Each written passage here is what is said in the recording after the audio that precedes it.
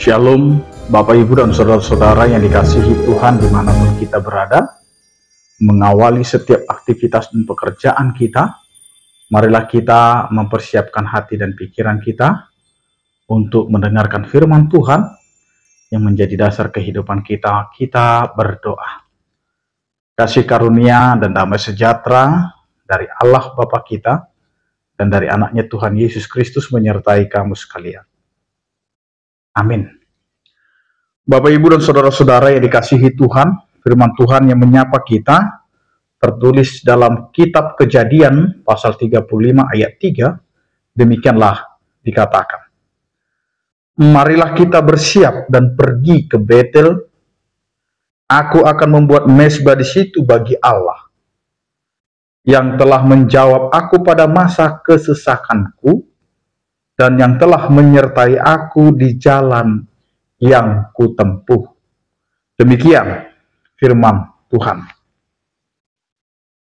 Bapak, Ibu, dan Saudara-saudara yang dikasihi Tuhan, perintah untuk pergi ke Betel adalah pengingat bagi Yakub akan janji yang ia buat kepada Tuhan di tempat itu bertahun-tahun sebelumnya. Betel yang berarti rumah Allah adalah tempat di mana Yakub pertama sekali mengalami Tuhan dalam pelariannya dari Esau. Bapak, Ibu, dan Saudara-saudara yang dikasihi Tuhan, hidup Yakub setelah Betel yang pertama penuh dengan pencobaan, kesusahan, bahkan kelalaian rohani. Perintah Tuhan untuk kembali ke sana adalah ajakan untuk meninggalkan segala berhala asing dan memperbaharui komitmen kepada Allah yang sejati. Firman Tuhan hari ini mengajak kita untuk mengevaluasi hidup kita. Apakah kita memiliki Betel dalam hidup kita? Tempat kita pernah membuat komitmen mendalam kepada Tuhan, tetapi kini kita telah melupakannya. Kita dipanggil untuk meninggalkan dosa atau berhala modern seperti ambisi, harta, atau kesibukan yang menggeser Tuhan dari keutamaannya dan kembali kepada ketaatan yang tulus. Bapak, Ibu, dan Saudara-saudara yang dikasihi Tuhan, Yakub menyatakan bahwa mezbah yang akan ia dirikan adalah bagi Allah, yang telah menjawab aku pada masa kesesakanku, dan yang telah menyertai aku di jalan yang ketempuh. Ini adalah pengakuan iman yang kuat dari Yakub, di mana Yakub mengakui bahwa Allah bukan hanya Allah yang jauh, tetapi Allah yang aktif turun tangan dalam kesulitan hidupnya.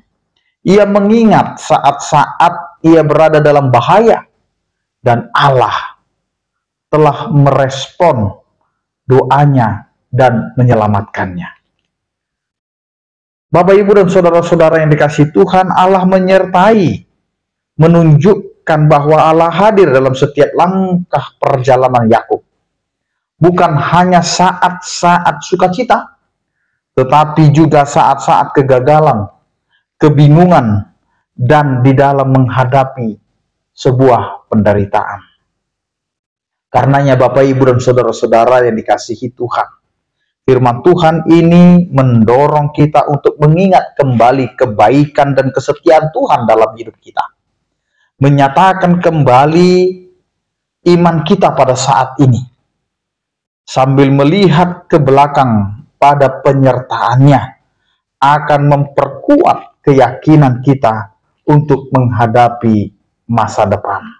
Karena kita tahu dalam penderitaan, hanya Tuhanlah satu-satunya yang akan mendengarkan setiap permohonan kita, doa kita, dan yang akan memberikan jawaban atas setiap doa-doa kita.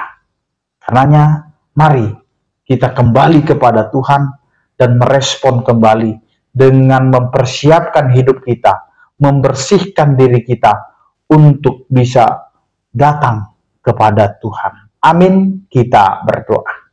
Terima kasih Tuhan, penyertaan kasih setiamu yang memberkati setiap kehidupan kami, dan Engkau menyertai setiap perjalanan kami, sehingga kami mengetahui apa yang menjadi kehendak dalam kehidupan kami.